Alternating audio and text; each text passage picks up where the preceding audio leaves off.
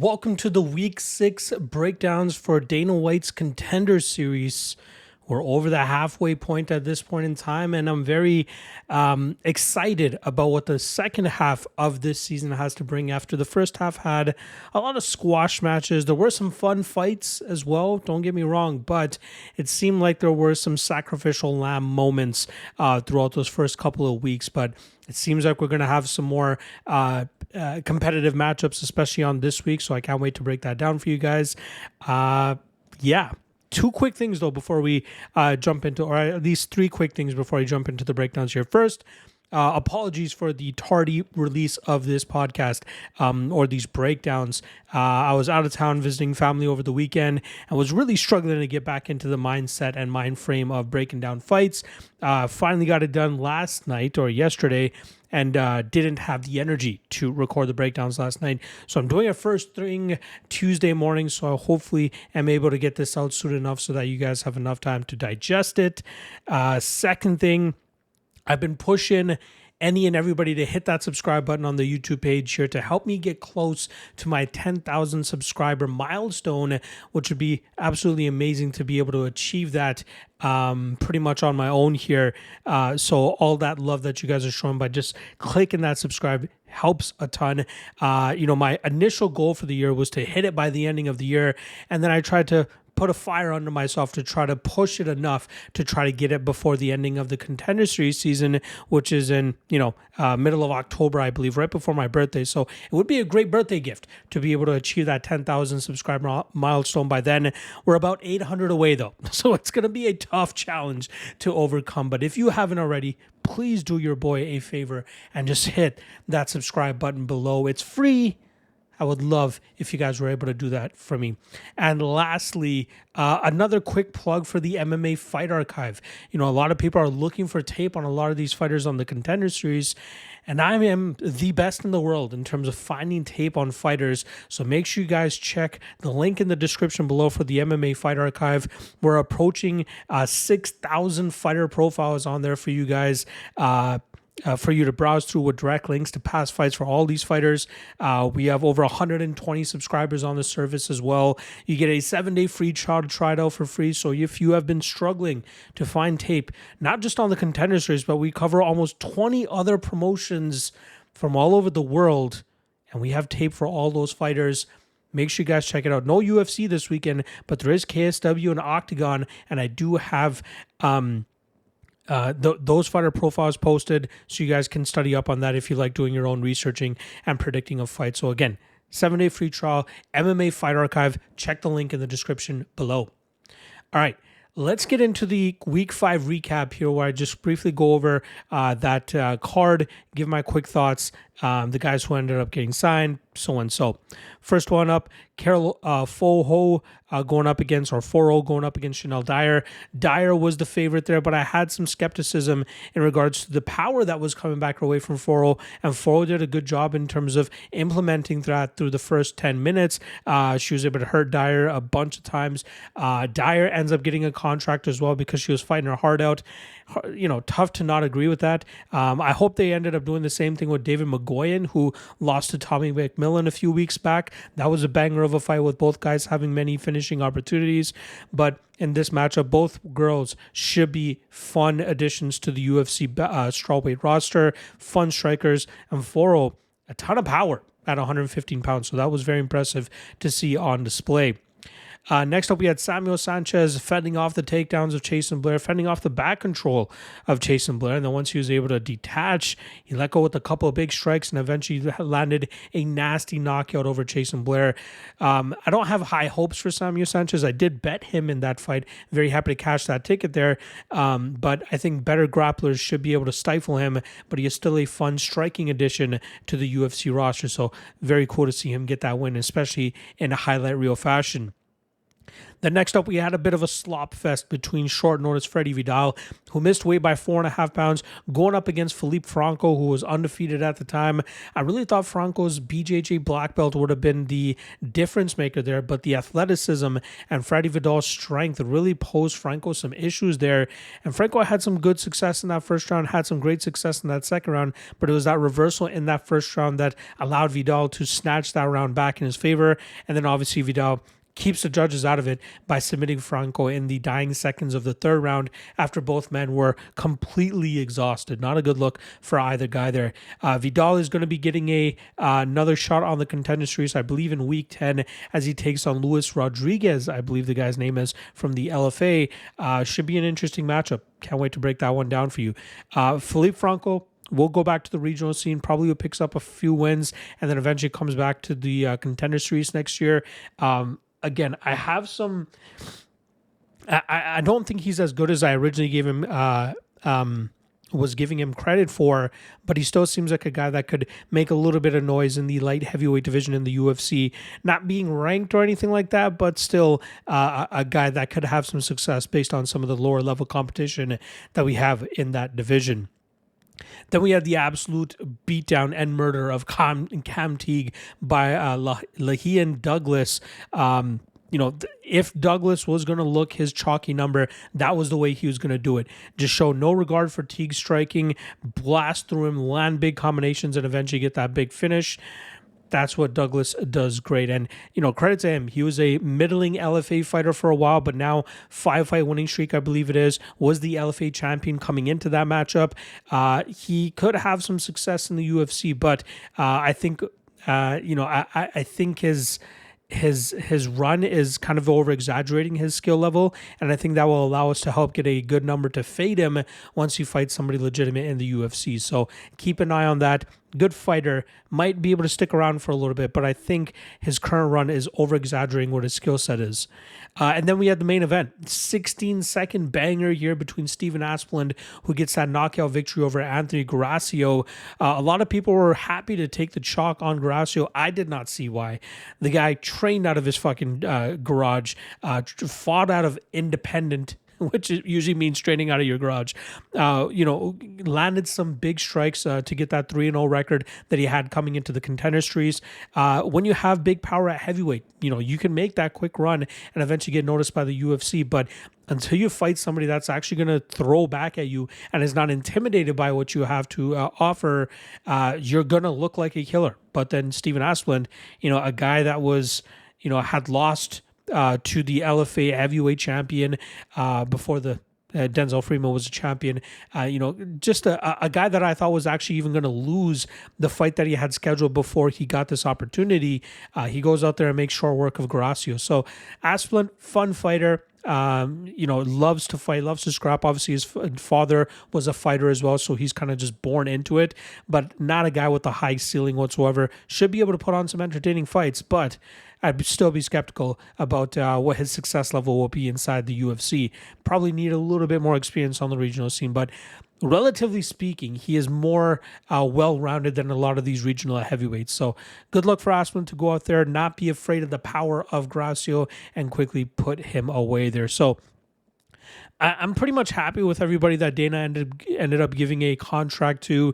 Obviously, Vidal missing weight, has to prove himself once again, so he doesn't get a contract. But based on the performances, based on the potential, I think all these people that got contracts were deserving of it. All right. That's a wrap on the recaps. We got another 5 fights to talk about for week 6 here. So without further ado, let's get right into it. We got Rafael Uchegbu coming in at -150, going up against Cody Chovancek, who comes in at +130. Now, Uchegbu is a fighter that has competed for Bellator in the past, also competed for PFL, and unfortunately, that PFL matchup was his only loss, which actually came back in mid-2022. That was a fight where he got taken down, grinded out in that first round, had some solid success in the second round, but unfortunately got reversed with about 2 minutes left in that round, and then ended up losing that round. Had a strong third round, but by then it was just too little too late, and he ended up getting grinded out in those first 2 rounds to lose by decision. But since then, he has pulled off, I believe, 4 straight wins. I believe he's finished all 4 of those matchups as well, a couple of them by submission, showcasing a well-rounded game. He's long and lanky, so that kind of helps fuel his jab and his speedy striking approach, but he also has the ability to take opponents to the ground, and then he just takes their back and does a great job of controlling those positions till eventually he's able to pull off a submission or just grind out the entirety of that round. I really think what makes him difficult is that long, lanky range that he has. Like, even if you look at the weigh-in picture that he had with Chovancek, you can just see how much longer his arms are. They're relatively the same height, maybe Rafael just slightly taller, but that length with his hands, that showcases in his matchups, especially with his chokes, his jab, and his striking. He moves well from distance, trains under former UFC fighter Mike Grundy. You often see him in the corner also of former UFC fighter Colin Loughran. He has a solid record. I believe he's 10-1 or 11-1 through his pro game. Solid fighter. He had faced mediocre competition up until the point that he fought on the PFL card, but then after that, he's faced some tough regional competition, steps up in competition, has pretty much passed the test the entire way.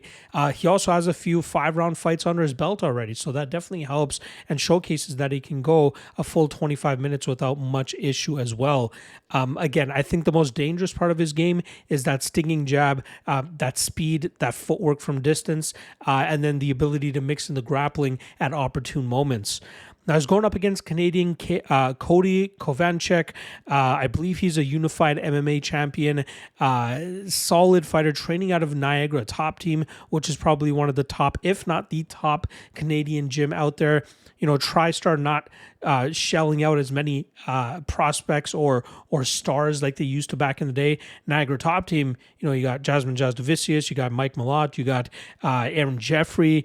Those guys really leading the way for Canadian MMA, and Chovancek could definitely be the next one up for them. He has an 8-0 record, a very solid Thai boxer. With Niagara Top Team, they are largely known for their wrestling, given that their head coaches come from that wrestling background. But Chovancek actually brings a striking heavy approach. You don't often see him leaning on his grappling until much later on in his fights, just as we saw in his last fight, where he actually missed weight for a title fight, so it wasn't a good look, but he still ended up getting his hand raised by a 5-round decision. Prior to that, pulled off a calf slicer against a nasty 6-0 Louisiana product. That was an impressive performance where Chovancek utilized good counter-striking, good leg kicks, and then eventually mixed in the grappling later on in that fight. There's nothing that jumps off the page in terms of what makes him so special and really good, nor is there anything really on the Uchegbu side that instills that much confidence either. I think this is going to be a competitive matchup, as the odds obviously indicate. You got -150 on Uchegbu, which means 60% indicated that he wins this fight, and I slightly agree with that. Maybe this line could be a little bit closer. I ultimately think it's going to be the speed and the jab of Uchegbu, unless Chovancek can really implement his leg kicks and start slowing down Uchegbu that way. But also Uchegbu's ability to mix in that grappling might provide some issues.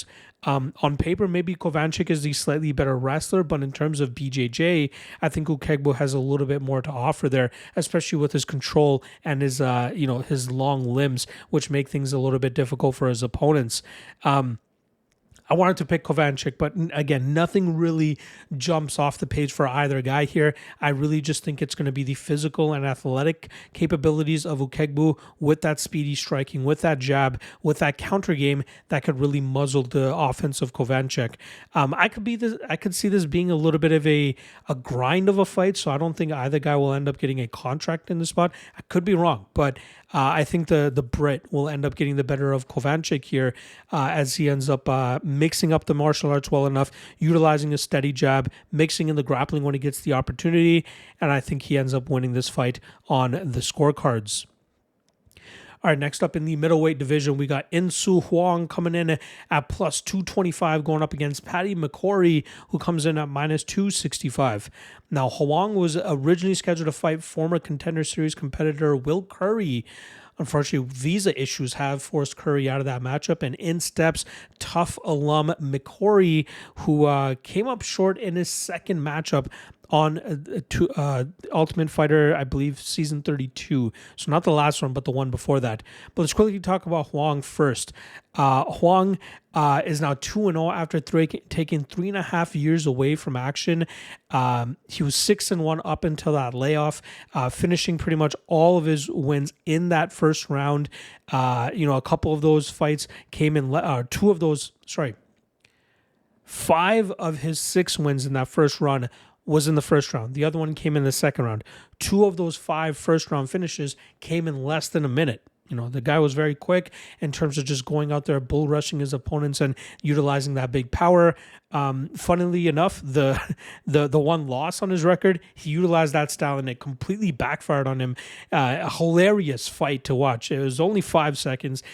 As soon as the fight started, he ran to the middle of the cage and ran right into a big strike, and he ended up getting knocked out. It was hilarious to watch. One of the most low-level things I've ever seen. But he's managed to bounce back from that. Like I said, he took 3.5 years away from action, I believe, between 2021 and 2024.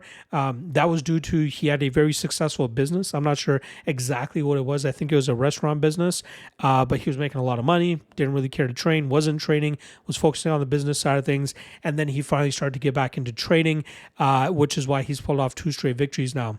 The first of those wins came, I believe, during looking for a fight when he took on former Road to UFC fighter Han-Sul Kim.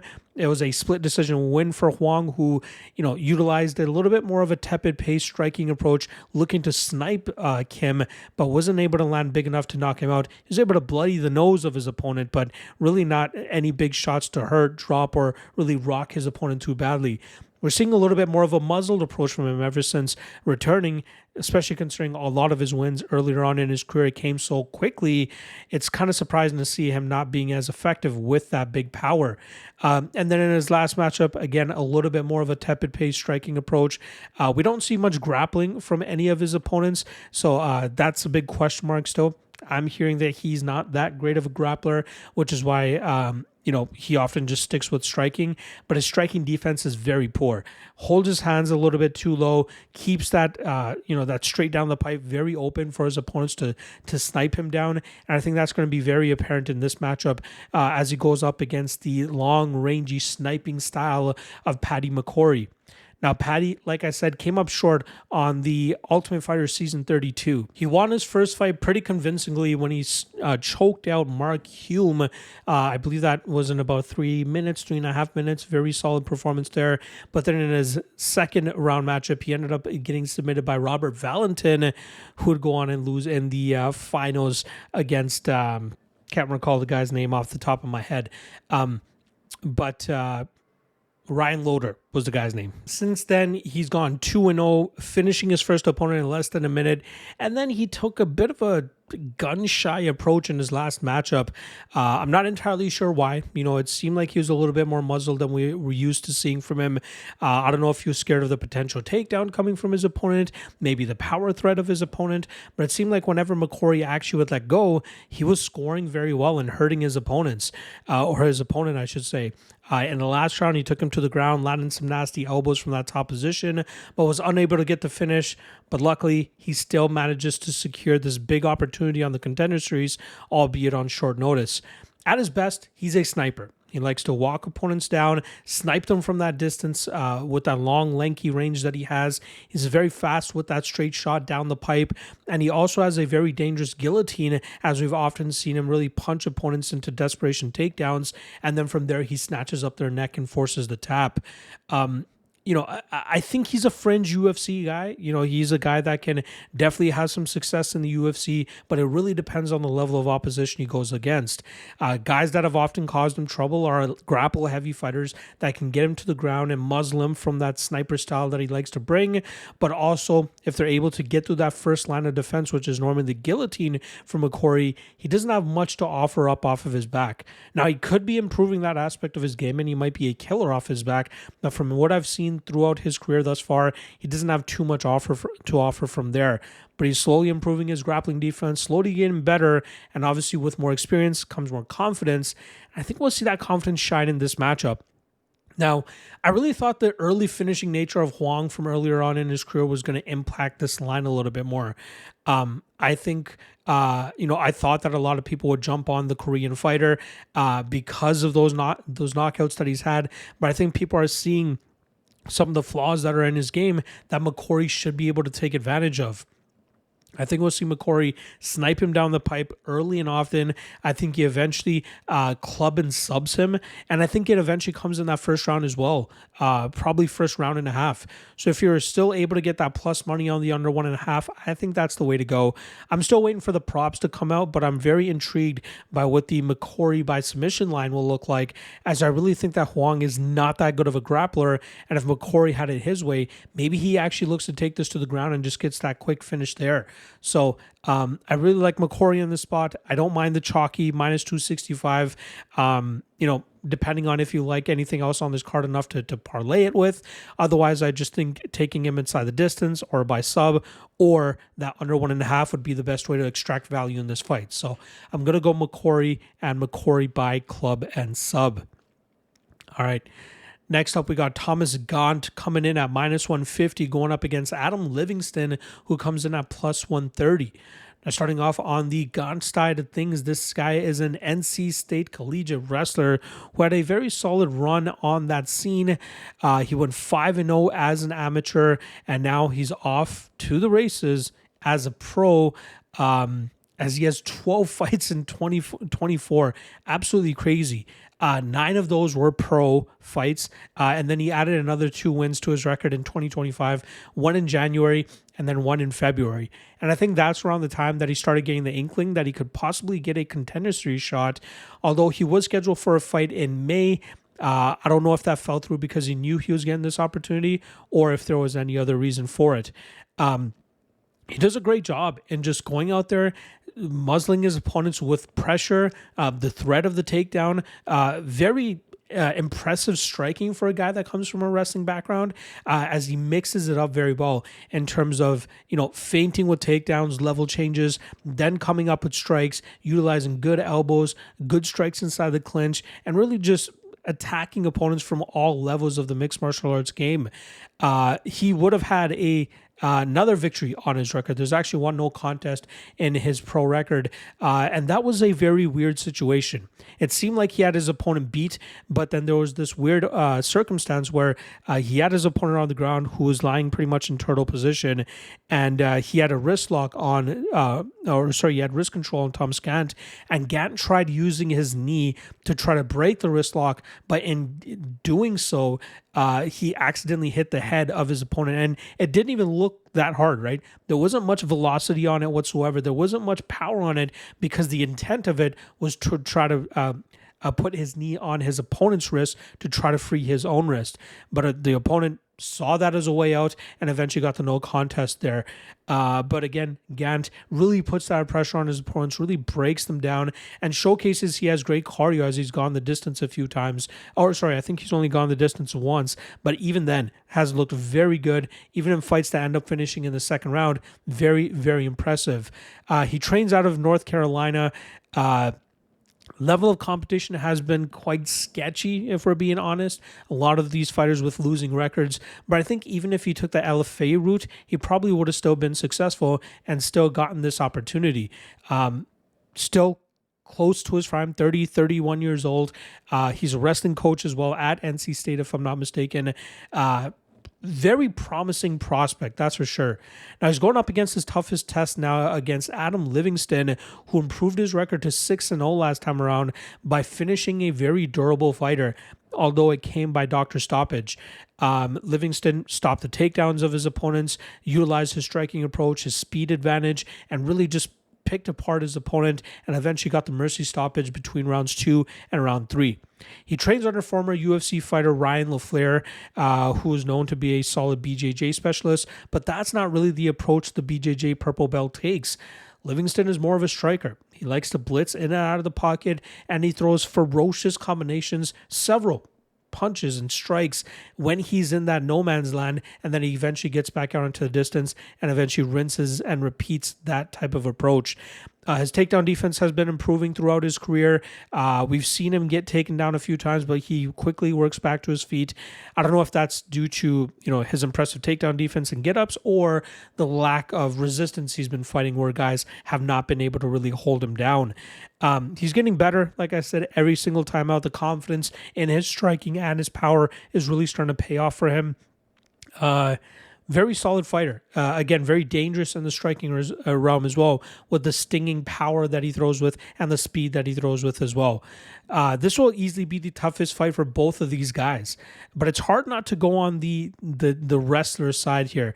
I think the gap between the wrestling is far in favor of Gantt than the gap in striking is in favor of Livingston, if you guys know what I mean. I think Gantt can be competitive in the striking realm, and I think that can help him parlay those exchanges into takedown attempts, and that's largely going to muzzle the offense of Livingston.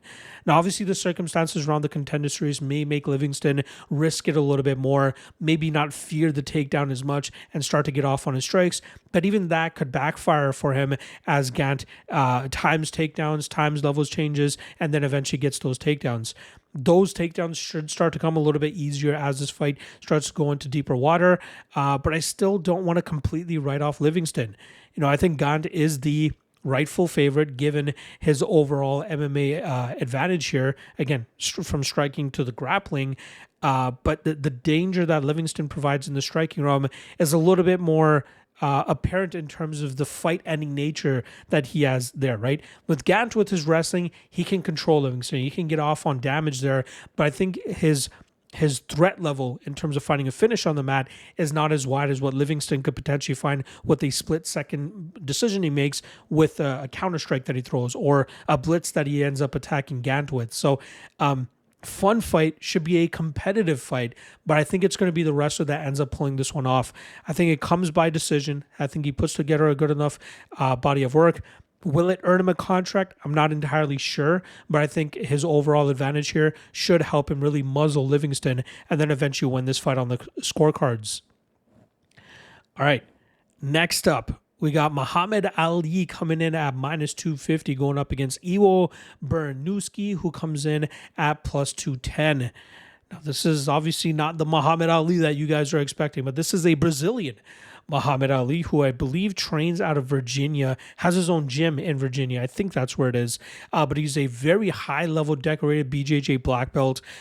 He only has 4 wins as a pro MMA fighter. We have 2 full fights of tape to watch on him, which were his 2 first fights. Absolutely starched his opponents. It looked like fights that were obvious setups. It almost looked like he was at a shooting range in a sense that he could throw whatever he wanted and didn't have much to worry about in terms of what was coming back his way. He ended up knocking out both those opponents with a nasty head kick, and it showed that he didn't even try to get to his grappling at all. It's like he knew he just has the BJJ in his back pocket if he really needs it, but he really wanted to test out his striking and really batter these opponents from there. His second last fight, we were unable to get tape on.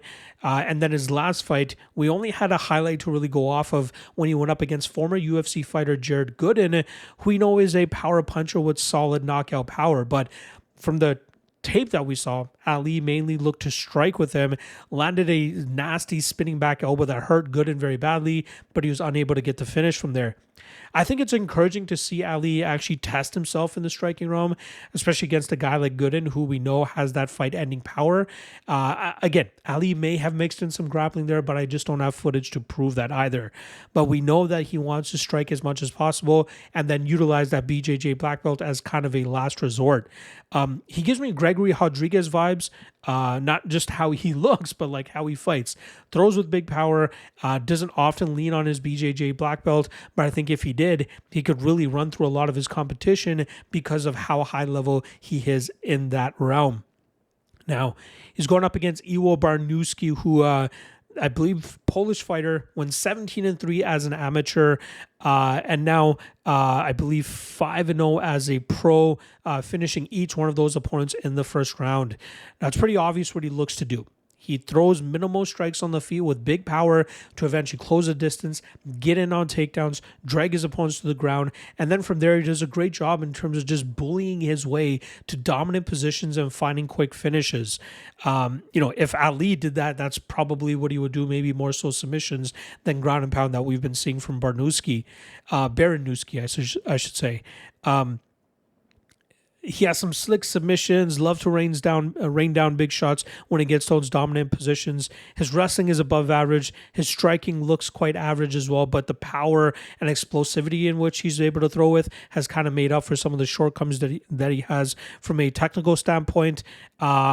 Pretty much in almost every fight, he gets to his takedowns and he gets to that finishing position pretty quickly. But when he hasn't been able to finish opponents, he's still able to get to that wrestling, get those takedowns and get those positions, but not get finishes. But again, like you wonder, like, does he have good cardio, or has he been able to go to these dominant decisions because his opponents provide almost no issues on the mat? Now, that's where the big question comes in here as well in terms of his matchup against Muhammad Ali. There's probably no way that Baraniewski is going to try to utilize the style that he's been utilizing up until this point against a guy like Ali, right? He's not going to look for takedowns, right? I think he's more so keen on maybe engaging in the clinch to try to wear Ali down, maybe just try to stay on the outside and then crash the pocket with big strikes and hope to knock Ali out. So it's tough to really gain that confidence on Baraniewski. If he lands a big shot on Ali and knocks him out, that's absolutely viable, especially with how big and powerful these guys are. But I think Ali, I think he'll willingly strike with Baraniewski, and I think he'll be able to, or I think, given the stakes that are on this matchup, I think we'll see him look for the takedown. And I might give Baraniewski the slight advantage in straight up wrestling, but again, there's just not enough tape on Ali to convincingly say that he has good enough wrestling to get Baraniewski to the ground. But if he does, you got to believe it's a wrap, right? Ali is probably a way superior grappler to what Baraniewski brings to the table, even though Baraniewski has a ton more experience in terms of amateur mixed martial arts. Tough one to lay the chalk on Ali. I'm going to go Ali. I'm going to go Ali inside the distance. I think he eventually wraps up a submission here. I think it's just a matter of time before he gets to his takedowns and looks for that spot to pull off the sub. But I don't want to get behind that big chalky line. There are guys that I try to trust at chalk in the first half of this Contender Series season, and it's kind of bit me in the ass. And I think that was just me getting a little bit too trigger happy. So I'm going to lean back now. I'm going to just take my time with it. I'm not going to bother jumping in on some of these chalky spots. I think Ali wins. I think he wins inside the distance. I'll look at what the props are when they drop, but I'm going to go with the Brazilian and Ali by submission. All right, main event now for week 6. We got a Maxon Lee coming in at minus 145 going up against Etcher Sosa, who comes in at plus 125. Now, Lee started his career 6-0 from 2018 to 2019. Then he took 4 years away from action. Since his return, he's added another 3 wins to his record, with his last 2 wins coming under the LFA banner. He's finished both of his opponents in the second round in the LFA, and he's a long, lanky fighter at this weight class. He stands at 6'1", and he often utilizes his striking background to pick opponents from distance, pick opponents apart from distance, utilizes good leg kicks, but he also showcased that his lanky frame helps with the submission game, hence why he's been able to pull off a couple of submissions as well. His takedown defense has held up well enough, although I don't think he's really faced anybody that is, reliably or at least convincingly tried to rely on that grapple heavy approach. He can be held against the cage at times, which is where opponents often try to wear on him, whether it's looking for takedowns or just trying to work that body and work the legs. He's done a good enough job in terms of staying out of trouble on the mat, but he also utilizes the leverage advantages he often has because of that lanky frame that he brings to the table. Good Darce chokes, good submissions. He's done well so far, but I have a lot of questions about the level of competition he's been able to do it against. Now, he's facing his toughest opponent to date here in Etcher Sosa, who I've been hearing about for a while now, but now riding a 10-fight winning streak. I think it was just a matter of time before he eventually got into the UFC, or at least the Contender Series opportunity here.